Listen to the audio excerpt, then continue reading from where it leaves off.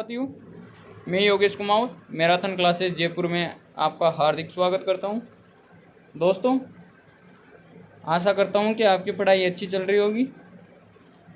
और दोस्तों, विश्व के भूगोल में अपना टॉपिक चल रहा था, विश्व के भूगोल में महाद्वीप। महाद्वीप चलने के बाद में कल मैंने आपको वीडियो के माध्यम से बताया था कि कल से अपन वीडियो की महत्वपूर्ण क्लासें स्टार्ट करेंगे। उसके अंतर्गत मैं आज आपके लिए जो वीडियो मेंस में जो टॉपिक दे रखा है वर्ल्ड ज्योग्राफी में महासागर। तो दोस्तों, महासागर से संबंधित जो भी क्वेश्चन है वो और जो महत्वपूर्ण जानकारी है वो लेके मैं आपके सामने आज हाजिर हुआ हूँ। तो दोस्तों, अगर वीडियो अच्छा लगे तो लाइक करें, शेयर करें, कमेंट करें और चैनल पर नए हो तो सब्सक्राइब करें। दोस्तों, ये वीडियो एग्ज़ाम के लिए बहुत इम्पोर्टेंट रहने वाला है। वर्ल्ड ज्योग्राफी में एक तो विशेषता दे रखी है और दूसरा दे रखा है इसने पर्वत और तीसरा महासागर। तो अपन महासागर से स्टार्ट कर रहे हैं। पर्वत अपन ने ऑलरेडी पढ़ लिया और भी इसमें जो इम्पोर्टेंट क्वेश्चन रहेंगे उसका वीडियो लेके आएंगे और विशेषताओं के बारे में भी अपन अध्ययन करेंगे। तो बिना देरी किए हुए स्टार्ट करते हैं आज के टॉपिक। तो आज का टॉपिक है विश्व के प्रमुख महासागर। तो देखते हैं अपन महासागर। तो दोस्तों, अपन देखें विश्व के प्रमुख महासागर, ओशियन ऑफ द वर्ल्ड। पृथ्वी पर कुल 5 महासागर है जो निम्नलिखित हैं। यानी पृथ्वी पर कुल कितने महासागर है? एक क्वेश्चन यहीं से बन गया कि पृथ्वी पर कुल कितने महासागर है। तो 5 महासागर है, पहला, दूसरा, तीसरा, चौथा एवं पांचवा। तो दोस्तों, अपन देखते हैं पहला प्रशांत महासागर। यह है महासागर विश्व का सबसे बड़ा महासागर है। उसके बाद में अटलांटिक महासागर, फिर हिंद महासागर, फिर दक्षिणी महासागर और फिर आर्कटिक महासागर। तो दोस्तों, आगे देखते हैं अपन महासागरों के बारे में। महासागरों में पृथ्वी पर उपलब्ध जल की कुल मात्रा का 97%। दोस्तों, अगर पृथ्वी के ऊपर जल की बात करें तो जैसे मान लो पृथ्वी के ऊपर 100% जल है, उनमें से 97% तो महासागरों में, 97% महासागरों में। जो 2% है वह है ग्लेशियर या बर्फ़ के रूप में जमा है। और जो 1% है वो पानी पीने योग्य है। पीने योग्य जल कितना है पृथ्वी के ऊपर? मात्र 1%। और 2% बर्फ़ के रूप में जमा है और जो 97% है वह महासागरों में स्थित है। अगर अपन महासागरों की बात करें तो अपन देखते हैं कि उत्तरी गोलार्ध के कुल क्षेत्रफल का 60.7% भाग और दक्षिणी गोलार्ध का 80.9% भाग जल से घिरा हुआ है। अतः दक्षिणी गोलार्ध को जलीय गोलार्ध भी कहा जाता है और महासागरीय क्षेत्रों में सापेक्षिक आर्द्रता सबसे अधिक होती है। तो दोस्तों, अपन देखते हैं कि जो उत्तरी गोलार्ध का टोटल क्षेत्रफल है, ये मैंने आपको बता दिया पहले कि पृथ्वी का क्षेत्रफल टोटल 51 लाख वर्ग किलोमीटर है। तो जो उत्तरी गोलार्ध में जो क्षेत्र आता है उसका 60.7% और दक्षिणी गोलार्ध का 80.9% भाग जल से घिरा हुआ है। इसी कारण जो उत्तरी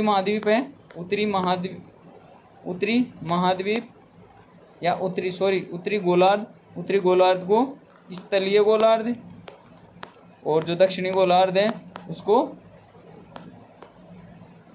उसको दक्षिणी गोलार्ध को क्या कहा जाता है?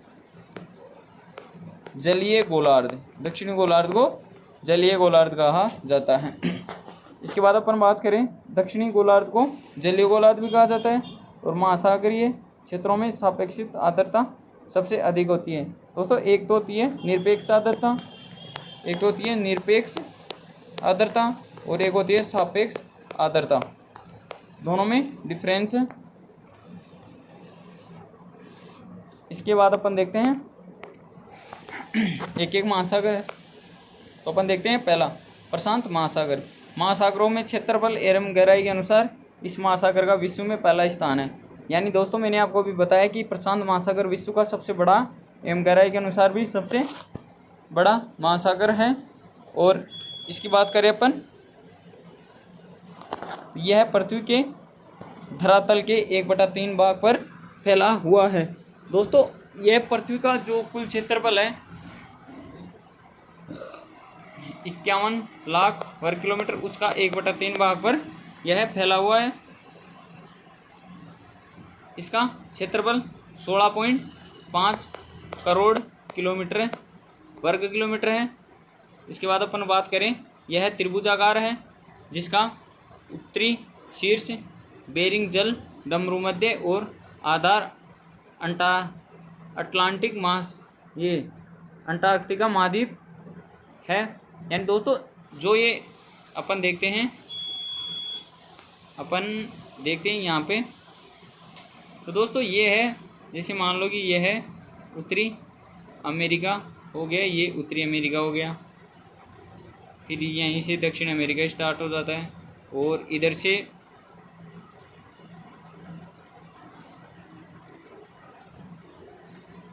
यहाँ देखते अपन,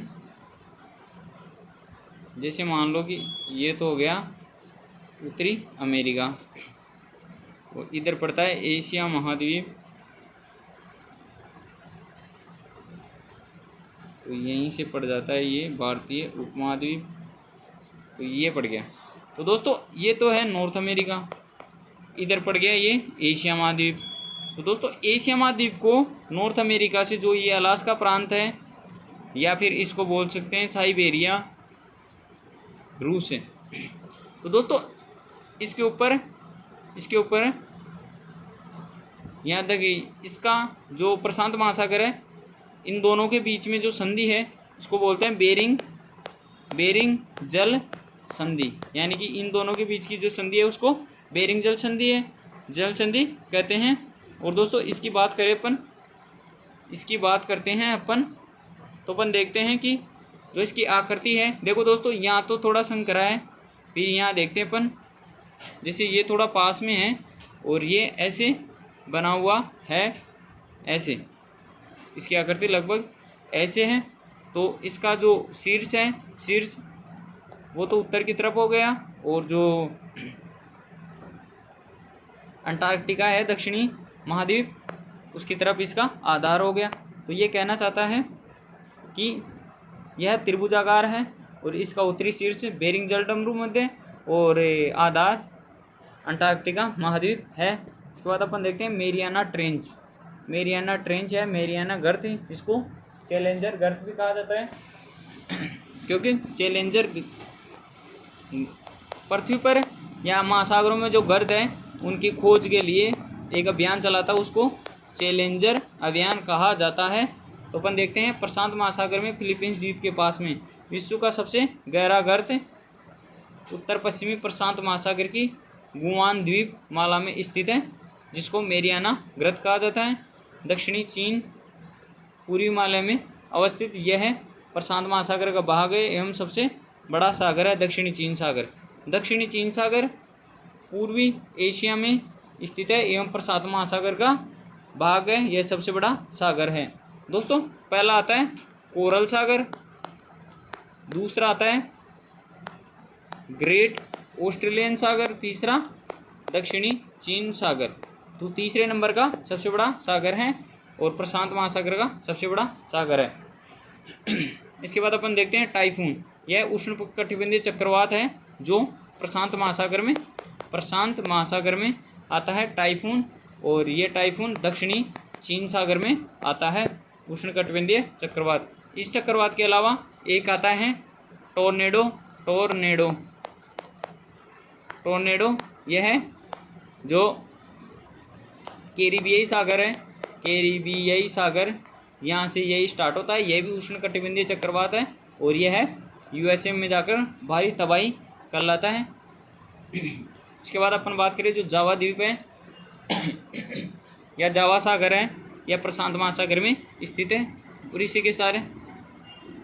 इसके बाद अपन बात करें बेरिंग जल डमरू मध्य द्वारा प्रशांत महासागर का आर्कटिक महासागर से संबंध होता है, जो अपन ने देखा था अभी ये जो नीचे तो प्रशांत महासागर और जो ऊपर जो शीर्ष बन रहा था इसके ऊपर आर्कटिक सागर स्थित है और यहाँ पे अंटार्कटिक महाद्वीप स्थित है।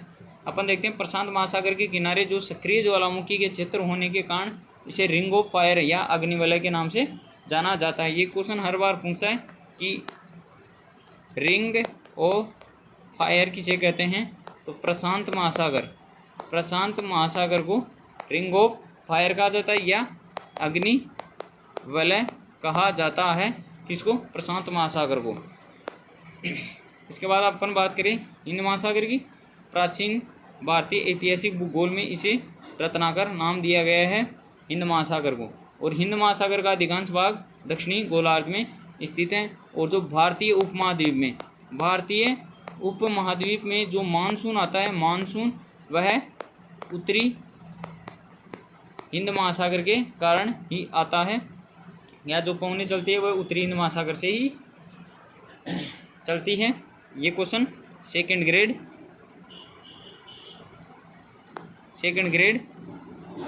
की एग्ज़ाम में आया हुआ क्वेश्चन है। जो भारतीय मानसून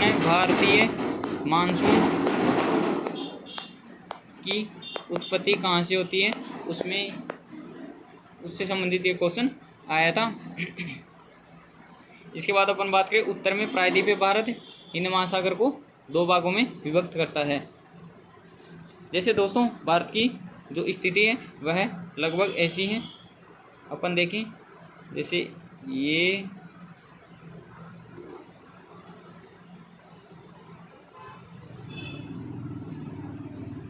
लगभग ऐसी भारत की स्थिति है।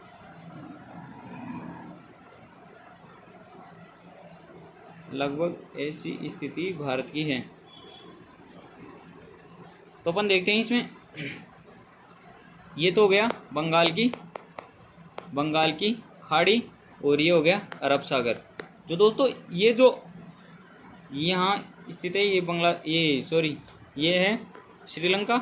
तो दोस्तों यहाँ से मानसूनी पवनें भारत में प्रवेश करती है, यहाँ से प्रवेश करती है और यहाँ से एक भाग तो जो ये उत्तरी हिंद महासागर जो पवनें आएंगी वह यहाँ आकर टकराती है। कौन सी? जो नीलगिरी की पहाड़ियाँ हैं यहाँ आकर टकराती है। एक भाग तो अरब सागर की शाखा के नाम से जाना जाता है, एक भाग बंगाल की खाड़ी की शाखा के नाम से जाना जाता है। अरब सागर की शाखा का मानसून तो गुजरात एवं महाराष्ट्र में बारिश करते हुए उत्तर में राजस्थान के जो अरावली पर्वतमाला है उसके समानांतर होते हुए उत्तर में चला जाता है।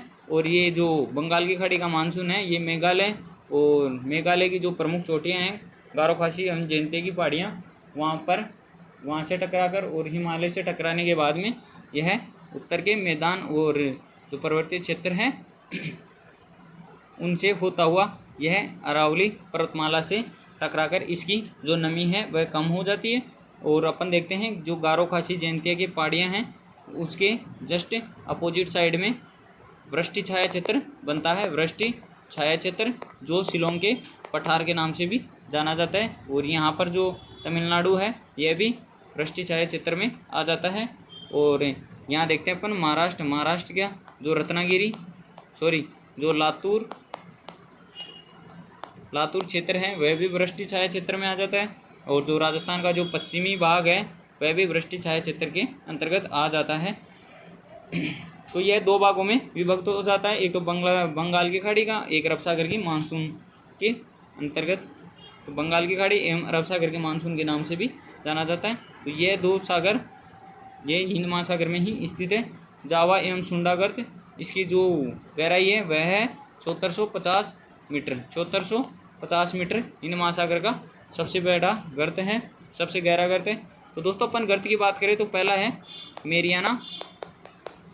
मेरियाना गर्त, यह प्रशांत महासागर में स्थित है। दूसरा टेंगा गर्त यह भी प्रशांत महासागर में। तीसरा यह है प्यूर्टो रिको गर्त, यह अटलांटिक महासागर में स्थित है। और चौथा है सुंडा गर्त यह हिंद महासागर में स्थित है। इसके बाद अपन देखते हैं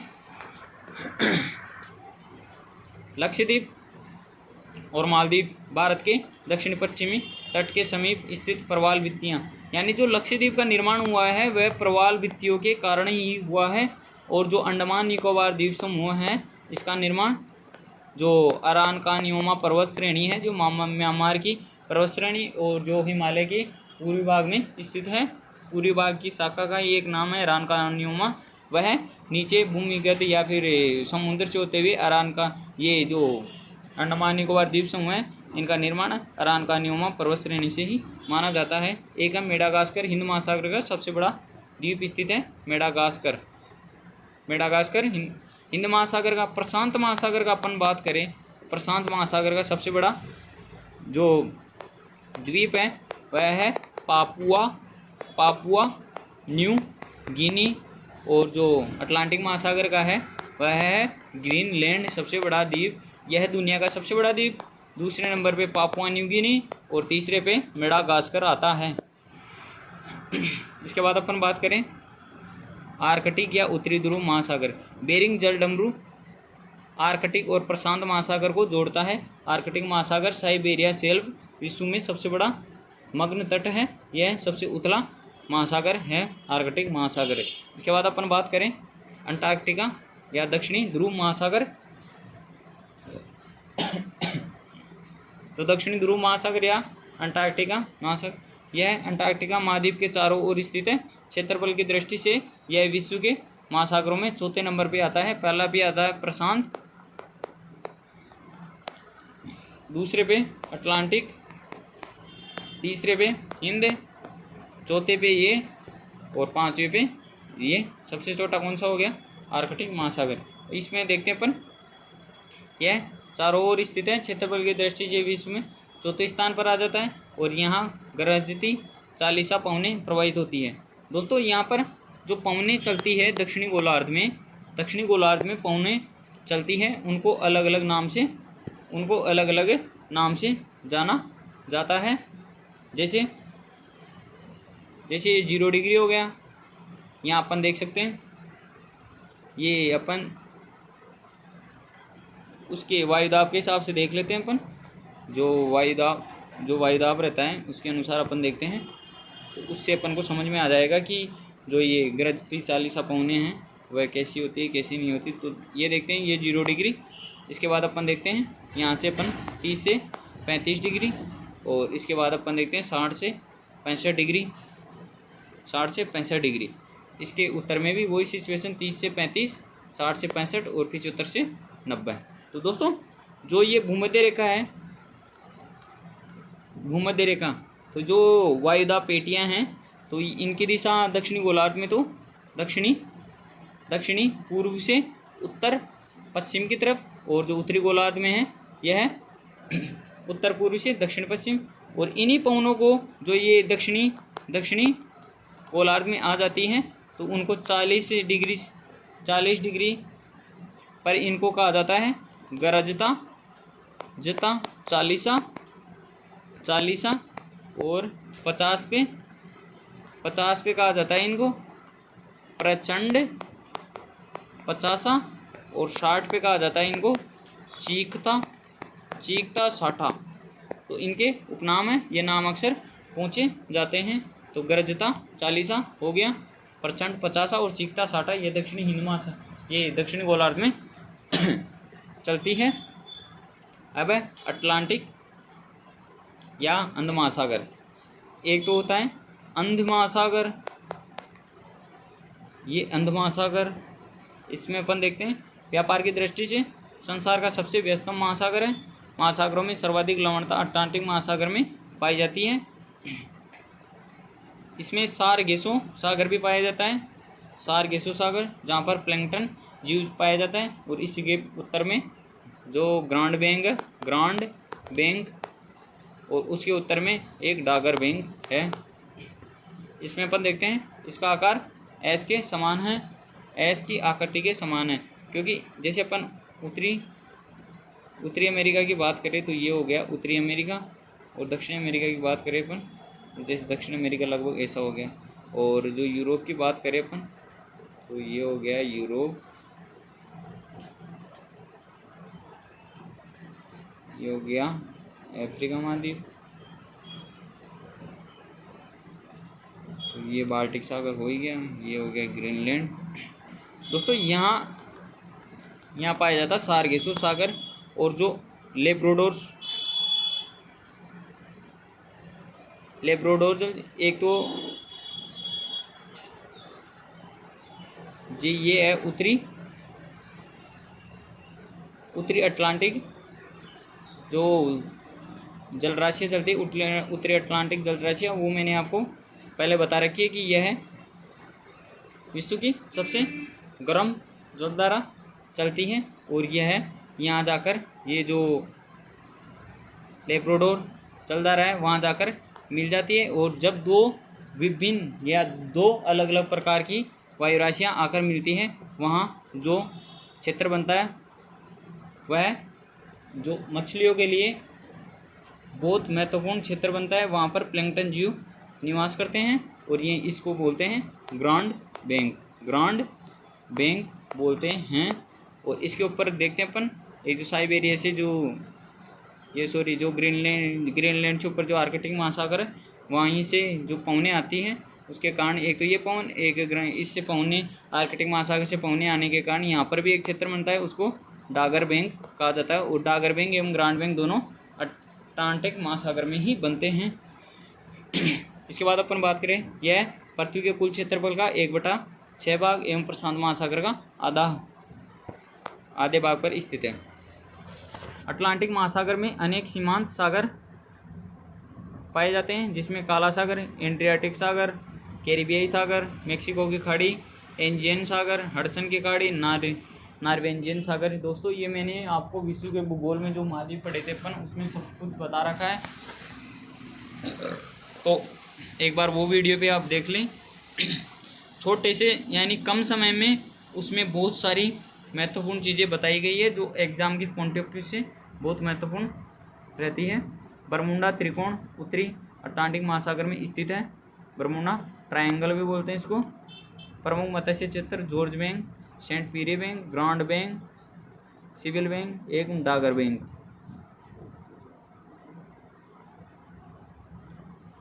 इसके बाद अपन देखते हैं ग्रीनलैंड अटलांटिक महासागर में सबसे बड़ा द्वीप है। ये मैंने आपको पहले बता दिया। विश्व का सबसे बड़ा द्वीप भी यही है।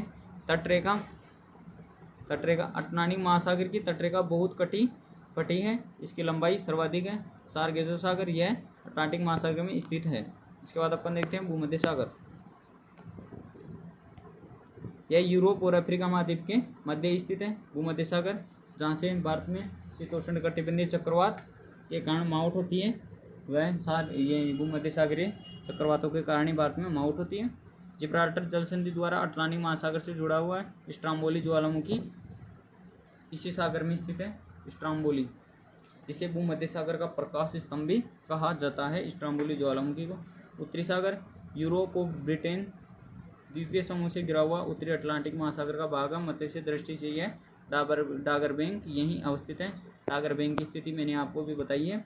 इसके बाद अपन देखते हैं बाल्टिक सागर, अटलांटिक महासागर भाग जो कील नहर इस नहर को उत्तरी सागर से जोड़ती है। यह भी विश्व के महाद्वीप में पढ़ा रखा है। वह वीडियो आप एक बार देख लेंगे तो आपको समझ में आ जाएगा कि उत्तरी सागर कहाँ है, बाल्टिक सागर कहाँ है, कील नहर कहाँ स्थित है। इसके बाद अपन बात करें विश्व के प्रमुख सागर झील एड्रियाटिक। यह भूमध्य सागर का भाग है एवं इटली के उत्तर पूर्व में स्थित है। इटली का वेनिस नगर इसी सागर के तट पर स्थित है। पोन नदी इस सागर में गिरती है। और जो पोन नदी है, पोन नदी को इटली की गंगा कहते हैं। इटली की गंगा पोन नदी को कहते हैं। और जो एड्रियाटिक सागर है, इसके ऊपर से जब जो सहारा मरुस्थल से जो पवनें चलती हैं शिराको, वह इसके ऊपर से गुजरने के कारण इसमें नमी की मात्रा बढ़ जाती है और यह इटली में जाके रक्त वर्षा या लाल रंग की वर्षा करती है। इसके बाद अपन देखें लेब्राडोर न्यूनतम लवणता वाला यह है सागर कनाडा एवं ग्रीनलैंड के मध्य स्थित है। कैस्पियन सागर यह एशिया एवं यूरोप की सीमा पर विश्व की विशालतम खारे पानी की झील है कैस्पियन सागर।